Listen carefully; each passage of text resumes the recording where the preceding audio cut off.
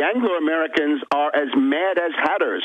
They're as mad as March hares. Look at them. They're all making 40-to-1 crazy bets. I mean, I think they're going to start World War III. Look how Cheney tried to start World War III with Russia on 888 with the Georgia. But Tarpley, I want to go to break and come back. What about the Pakistan situation? What's up with them blowing up military bases now? Well, we've had this all year, right? And we had the U.S. pressure, of course. The U.S. threat is to seize the Pakistani nuclear forces, to destroy them or to steal them, and set the stage for Pakistan being broken up into 4 or 5 parts. This is the long-standing scenario. Now, Pakistan has been fighting back. The first thing they got was that secret ultimatum from China about 6 months ago, where China said to the U.S., back off, you bums. We are going to treat any attack on Pakistan as an attack on China. Just now we've had the conference of the Shanghai Cooperation Organization, and there Putin has come forward as the personal sponsor of Pakistan becoming a full member, not just an observer, but a full member of the Shanghai Cooperation Organization. Now, you'd think a double guarantee for Pakistan would be enough. If China and Russia are both on record as supporting Pakistan, that ought to be enough to make the Anglo-Americans back off. But apparently not. Apparently they're so crazy that they're going to try to drive this strategy home. They may think that the government is weak or that there are other things they can take advantage of. But the fact is, they've just killed 25 Pakistani soldiers. This is absolutely... Well, they loved them. They love bombed them. Come on. All right, Webster Tarpley will be with us 5 minutes into the next hour. And then I'm going to go straight to your calls, people that are holding. I appreciate you, and I want to hear what you have to say.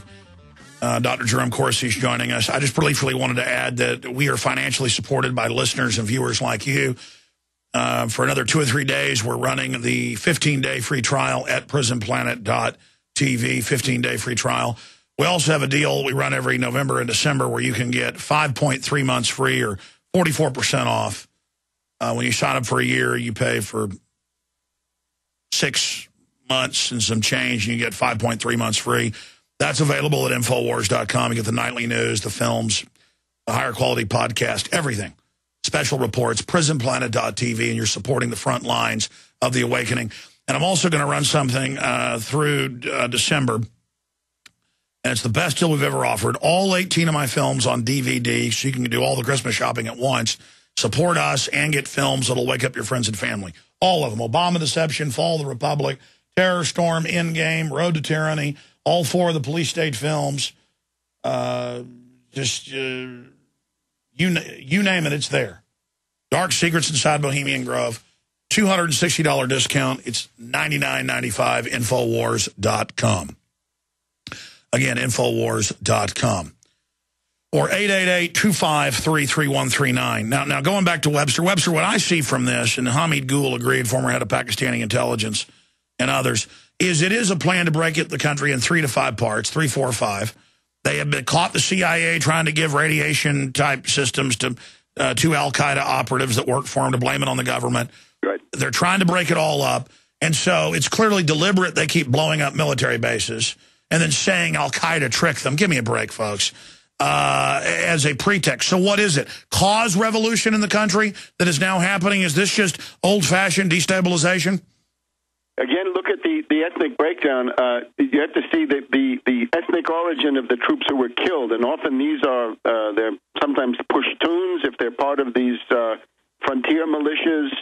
And the general idea is that if the Pashtuns get killed on the Pakistani side, they blame the Punjabis or the Sindhis for being part of the deal that allows the U.S. to go on doing these things. We've always got to remember the U.S. is there because of the post-9/11 ultimatum. When Colin Powell and our dear friend Richard Armitage told the Pakistani government at that time, President Musharraf, they said, if you don't let us run wild over your territory and your airspace and your transport, we will bomb you back into the Stone Age. That's how the U.S. got there. And instead, they've been playing the double game of infiltrating, taking over, doing this. And then now they're saying, the Pentagon's saying, they're afraid the Pakistanis are going to launch terror attacks on America, then the globalist stage attacks, then they have a pretext to attack them. It's just pure poking the dog, trying to get the reaction.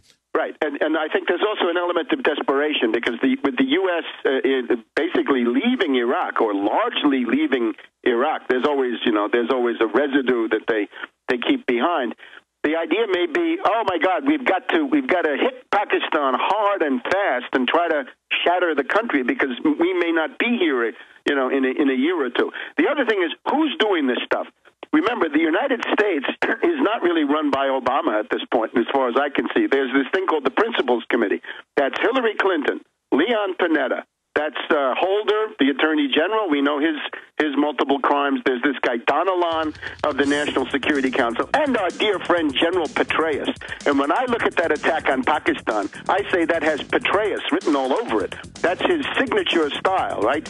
Sneaky, betrayal, stab in the back, attack your ally, and then put on a hypocritical show, and so forth. And if all right, stay there. I want to talk about where this goes in the final five with you, and then mention Europe. Here's the headlines. Europe on the brink. Eurozone looks to IMF for rescue. Oh, yes.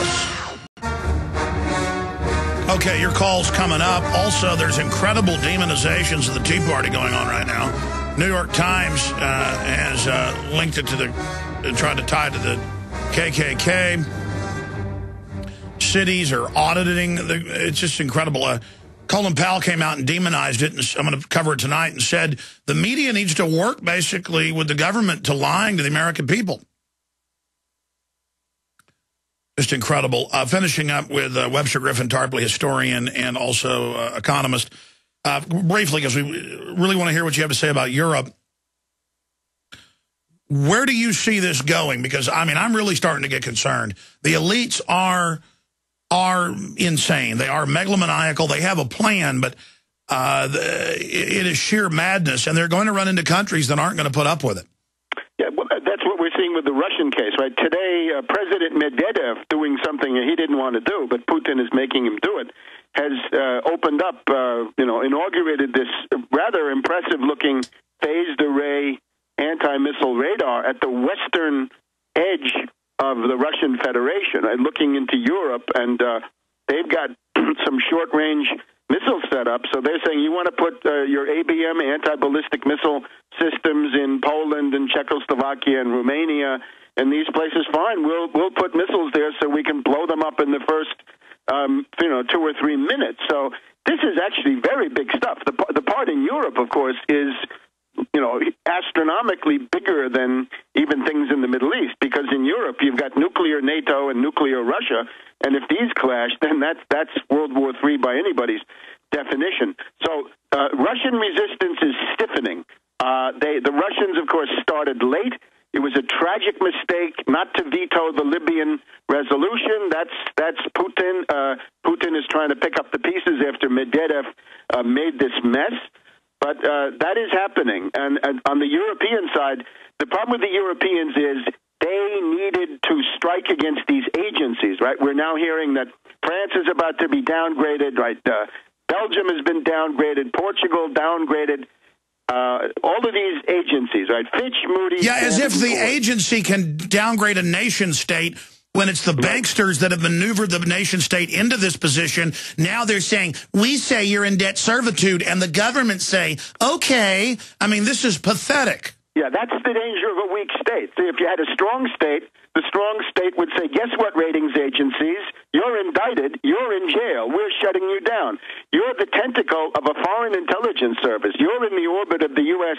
intelligence community, because, of course, they are, and we're going to be investigating you. That's what General de Gaulle would have done, right? He would have had a tank parked outside the ratings agency very, very quickly, and that would have been the end of them. The other thing, of course, is if you're under attack through credit default swaps, and that's what's happening to Italy, for example, ban credit default swaps. Don't let the speculators use this engine, right? The credit default swap is a way to increase the striking power and the destructive power of whatever speculative money you're deciding to throw at a country. So this is it's an orchestrated, it's a conspiracy. What other word for it? No, they're collapsing it finally into the IMF and World Bank and their private holders. Right. But one comment, though, Tarpley, and I respect your view and your intellect. You keep saying America, Anglo-American establishment.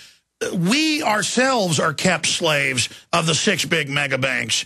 So when you keep saying America, America, America, America is just another one of their holdings. We're just a giant engine or a coal box they use to fund their system. But I tried to point out, we're talking about finance capital, right? We're talking about Wall Street and the City of London, and we're talking about their respective plantations. Now, if you don't want to be on their plantation, then you have to struggle, right? You have to do something to get out of that. And quite frankly, a mass movement, right? You've got to. But bottom line, they're losing control, so they might start World War III. Right, but the point is, we got some momentum with this Occupy Wall Street. I think that had some positive features. That's got to now. All right, we'll have to have you back up, Webster. Glad you got back safe.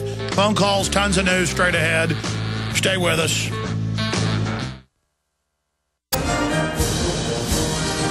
Well, as I keep repeating over and over again here, things are just going to get crazier and crazier from here on out.